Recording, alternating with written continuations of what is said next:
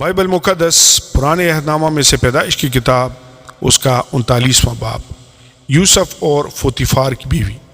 اور یوسف کو مصر میں لائے، اور فوتیفار مصری نے جو فرعون کا ایک حاکم اور جلوداروں کا سردار تھا، اس کو اسماعیلیوں کے ہاتھ سے جو اسے وہاں لے گئے تھے خرید لیا۔ اور خداوند یوسف کے ساتھ تھا، اور وہ ایک بالمند ہوا اور اپنے مصری آقا کے گھر میں رہتا تھا۔ اور اس کے آقا نے دیکھا کہ خداوند اس کے ساتھ ہے، اور جس کام کو وہ ہاتھ لگاتا ہے خداوند اس میں اسے اقبال مند کرتا ہے۔ چنانچہ یوسف اس کی نظر میں مقبول ٹھہرا، اور وہی اس کی خدمت کرتا تھا، اور اس نے اسے اپنے گھر کا مختار بنا کر اپنا سب کچھ اسے سونپ دیا۔ اور جب اس نے اسے گھر کا اور سارے مال کا مختار بنایا، تو خداوند نے اس مصری کے گھر میں یوسف کی خاطر برکت بخشی، اور اس کی سب چیزوں پر جو گھر میں اور کھیت میں تھیں خداوند کی برکت ہونے لگی۔ اور اس نے اپنا سب کچھ یوسف کے ہاتھ میں چھوڑ دیا، اور سوا روٹی کے جسے وہ کھا لیتا تھا اسے اپنی کسی چیز کا ہوش نہ تھا۔ اور یوسف خوبصورت اور حسین تھا۔ ان باتوں کے بعد یوں ہوا کہ اس کے آقا کی بیوی کی آنکھ یوسف پر لگی، اور اس نے اس سے کہا کہ میرے ساتھ ہم بستر ہو، لیکن اس نے انکار کیا، اور اپنے آقا کی بیوی سے کہا کہ دیکھ، میرے آقا کو خبر بھی نہیں کہ اس گھر میں میرے پاس کیا کیا ہے، اور اس نے اپنا سب کچھ میرے ہاتھ میں چھوڑ دیا ہے۔ اس گھر میں مجھ سے بڑا کوئی نہیں، اور اس نے تیرے سوا کوئی چیز مجھ سے باز نہیں رکھی، کیونکہ تو اس کی بیوی ہے، سو بھلا میں کیوں ایسی بڑی بدی کروں اور خدا کا گنہگار بنوں۔ اور وہ ہر چند روز یوسف کے سر ہوتی رہی، پر اس نے اس کی بات نہ مانی کہ اس سے ہم بستر ہونے کے لیے اس کے ساتھ لیٹے۔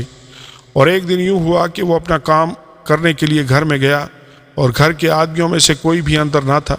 تب اس عورت نے اس کا پیراہن پکڑ کر کہا کہ میرے ساتھ ہم بستر ہو۔ وہ اپنا پیراہن اس کے ہاتھ میں چھوڑ کر بھاگا اور باہر نکل گیا۔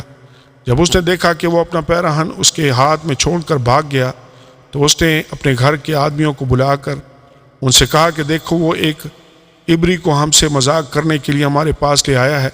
یہ مجھ سے ہم بستر ہونے کو اندر گھس آیا، اور میں بلند آواز سے چلانے لگی۔ جب اس نے دیکھا کہ میں زور زور سے چلا رہی ہوں، تو اپنا پیراہن میرے پاس چھوڑ کر بھاگا اور باہر نکل گیا۔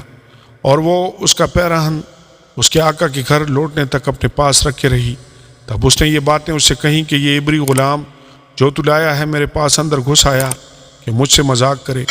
جب میں زور زور سے چلانے لگی، تو وہ اپنا پیراہن میرے ہی پاس چھوڑ کر باہر بھاگ گیا۔ جب اس کے آقا نے اپنی بیوی کی وہ باتیں جو اس نے اس سے کہیں سن لیں کہ تیرے غلام نے مجھ سے ایسا ایسا کیا، تو اس کا غضب بھڑکا، اور یوسف کے آقا نے اس کو لے کر قید خانہ میں جہاں بادشاہ کے قیدی بند تھے ڈال دیا۔ سو وہ وہاں قید خانہ میں رہا، لیکن خداوند یوسف کے ساتھ تھا۔ اس نے اس پر رحم کیا، اور قید خانہ کے داروغہ کی نظر میں اسے مقبول بنایا۔ اور قید خانہ کے داروغہ نے سب قیدیوں کو جو قید میں تھے یوسف کے ہاتھ میں سونپا، اور جو کچھ وہ کرتے اسی کے حکم سے کرتے تھے۔ اور قید خانہ کا داروغہ سب کاموں کی طرف سے جو اس کے ہاتھ میں تھے بے فکر تھا، اس لیے کہ خداوند اس کے ساتھ تھا، اور جو کچھ وہ کرتا خداوند اس میں اقبال مندی بخشتا تھا۔ آمین اور آمین۔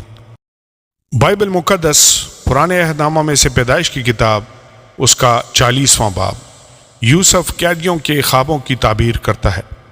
ان باتوں کے بعد یوں ہوا کہ شاہ مصر کا ساقی اور نانپز اپنے خداوند شاہ مصر کے مجرم ہوئے، اور فرعون اپنے ان دونوں خادموں سے، جن میں ایک ساقیوں اور دوسرا نانپزوں کا سردار تھا، ناراض ہو گیا، اور اس نے ان کو جلوداروں کے سردار کے گھر میں، اسی جگہ جہاں یوسف حراست میں تھا، قید خانہ میں نظر بند کرا دیا۔ جلوداروں کے سردار نے ان کو یوسف کے حوالہ کیا، اور وہ ان کی خدمت کرنے لگا، اور وہ ایک مدت تک نظر بند رہے۔ اور شاہ مصر کے ساقی اور نانپز دونوں نے جو قید خانہ میں نظر بند تھے، ایک ہی رات میں اپنے اپنے ہونہار کے مطابق ایک ایک خواب دیکھا۔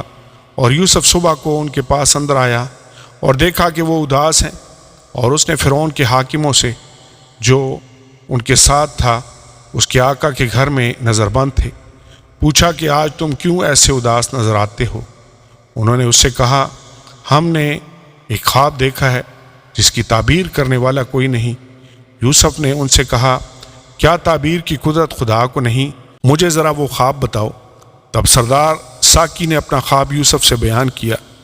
اس نے کہا، میں نے خواب میں دیکھا کہ ایک انگور کی بیل میرے سامنے ہے اور اس بیل میں 3 شاخیں ہیں، اور ایسا دکھائی دیا کہ اس میں کلیاں لگیں اور پھول آئے اور اس کے سب گچھوں میں پکے پکے انگور لگے، اور فرعون کا پیالہ میرے ہاتھ میں ہے، اور میں نے ان انگوروں کو لے کر فرعون کے پیالہ میں نچوڑا، اور وہ پیالہ میں نے فرعون کے ہاتھ میں دیا۔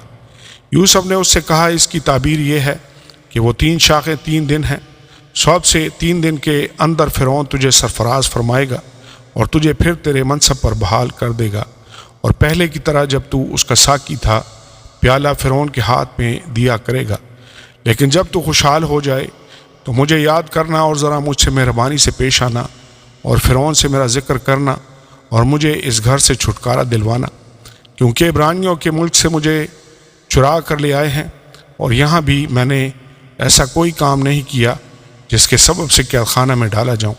جب سردار نانپس نے دیکھا کہ تعبیر اچھی نکلی تو یوسف سے کہا کہ میں نے بھی خواب میں دیکھا کہ میرے سر پر سفید روٹی کی 3 ٹوکریاں ہیں، اور اوپر کی ٹوکری میں ہر قسم کا پکا ہوا کھانا فرعون کے لیے ہے، اور پرندے میرے سر پر کی ٹوکری میں سے کھا رہے ہیں۔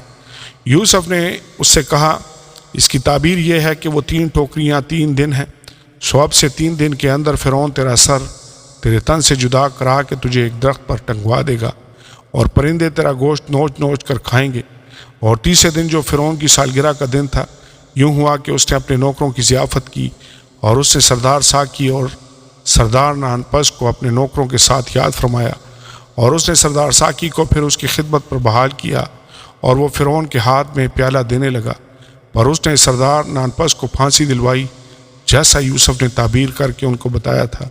لیکن سردار ساقی نے یوسف کو یاد نہ کیا بلکہ اسے بھول گیا۔